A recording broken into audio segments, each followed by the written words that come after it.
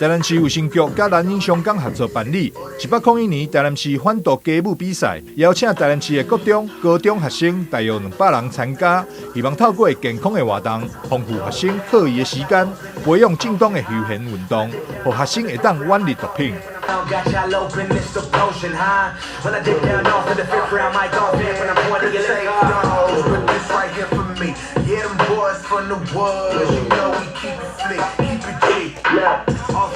主要是因为现在新兴毒品的话越来越变化越来越多，然后它的变化的话就跟电子烟一样，都会吸引一些青少年朋友的一个关注跟他的一个上瘾。所以我们今天真的很高兴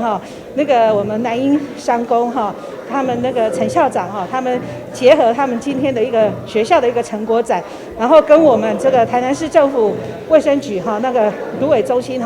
今天一起来合作来办这样子的第一届的一个尬舞的一个活动。近年来，台湾滥用非法药品的年龄层有年轻化趋势，尤其现在新兴毒品容易伪装成为糖仔、加皮包顶，为了杜绝毒品进入校园，反毒宣告更是时时拢爱做。这次的反毒歌舞比赛，就是希望会当为学生建立良好的休闲运动，以及输压管道，减少接触毒品的风险。